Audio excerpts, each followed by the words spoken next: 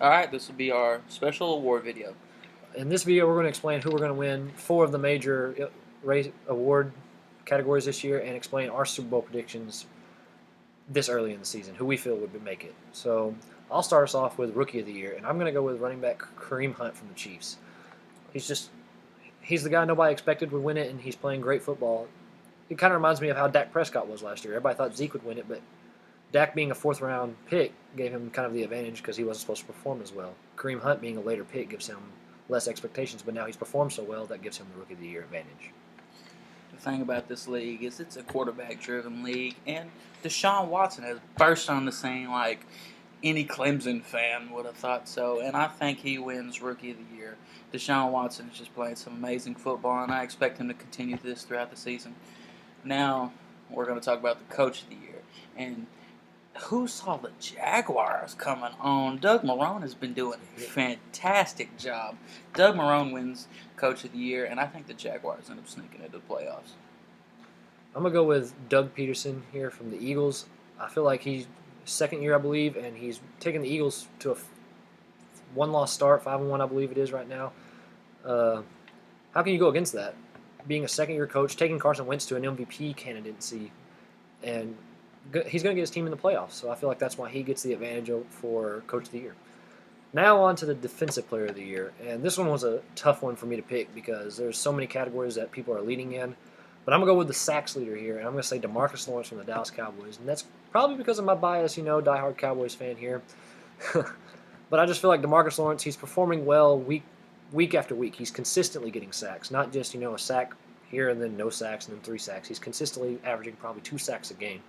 So I feel like that will boost him into the Defensive Player of the Year race. And at the end of the day, if you're sacking the quarterback, that means they're not completing passes. So that's why I have DeMarcus Lawrence winning. The crazy thing about this season is no one's crazily stopping nobody or anything, so it made Defensive Player of the Year kind of tough to pick. But the Chiefs' defense has been great for years and years, and it's been great this year as well.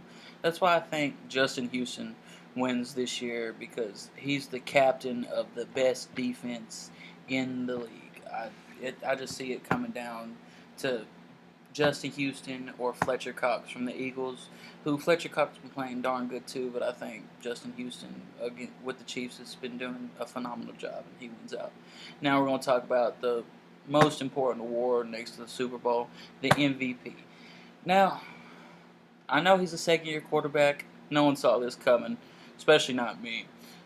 I think Carson Wentz wins MVP because he has been leading them to win after win after win after win, and you can't argue with that. If you're going to win, you deserve the MVP. He's been leading this Eagles team, and he's going to keep leading it. He's going to continue this throughout the season. Eagles quarterback Carson Wentz wins MVP.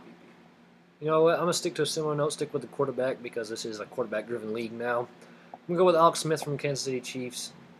Now, I could see where the argument is for that because Carson Wentz has not got as good of a defense this year and not as many weapons as Alex Smith does with Kareem Hunt and Tyreek Hill, all these throwing weapons. But I feel like as a quarterback, he still has to perform well to make his team around him well. And I feel like that's what his MVP ability gives him. He's the most valuable player. He gives his team value. Without him, who knows where the Chiefs would be. So I feel like Alex Smith gives his team the value, and that's why he wins the most valuable player. And now, like he mentioned earlier, the most important thing about football is just who makes the Super Bowl. Who do you feel makes the Super Bowl? And sticking with my MVP, I'm going to put the Chiefs in there because the Chiefs are playing really good football right now. They don't perform as well in the playoffs, but I feel like this year the AFC just doesn't really put up the competition as it would normally. I feel like the Patriots are not even going to put up as much competition as they would. And I feel like the Chiefs, I'll put the Chiefs in there at the Super Bowl. And for the NFC, the motivation and spark Teddy Bridgewater puts on the Vikings puts them in the Super Bowl. I'm going to put the Vikings in the Super Bowl after Teddy Bridgewater comes back and just blows away Vikings fans, gets his starting job, shows why he should have it, why this is his team still, and puts them in the Super Bowl this year. This was a tough call for me. The Chiefs are playing good ball now, but they've did this to us before. I really don't see them keeping on. So I'm thinking, and I really like Deshaun Watson. He's going to win Rookie of the Year, and I think he's a dark horse even for MVP as a rookie. So with that darn good defense and all those weapons, all they've been missing is a quarterback. The Texans make the Super Bowl this year with a rookie quarterback at the helm behind Lamar Miller. Hopkins is the highest paid receiver. Clowney's a monster on defense.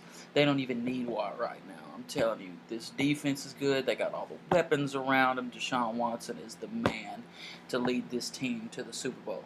Now, the Eagles are playing such good football. Who saw that coming? All the hype was around the Cowboys, how big the America's team was. We're getting to the Super Bowl. No, it's going to be your conference foe. The Eagles have been playing the best football collectively. They've got a good special teams. They got a good offense. They got a good defense. They're playing the best team ball right now. And I see them continuing this because what are you going to keep throughout the season? You're going to keep defense. You're going to keep a running game behind LeGarrette Blount. You're going to keep special teams. So I say they keep this going, the best team ball behind my pick for MVP, Carson Wentz. It'll be the Texans versus the Eagles in the Super Bowl. Mark my words. Now this is just, it's early in the season still. This could be set to change. This is what we feel is as of right now. Who knows? Maybe the Chiefs slack and don't even make the playoffs. They could lose the rest of their games and not even make the playoffs. But as of right now, this is what we feel the awards should be, where we would vote. If we were voters, this is where we vote our players in at, and where we feel the Super Bowl would be. But who knows? This is always set to change. We'll probably put another one of these out towards the end of the season, right before the playoffs, and tell you how we feel then. But as of right now, this is what we feel is right. I like to think I know what I'm talking about. So does he. I know football pretty well. But if y'all disagree at all, let us know in the comments. We enjoy y'all's opinions.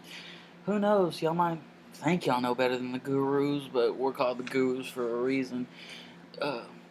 Well, the gurus are signing off now. Enjoy week 7.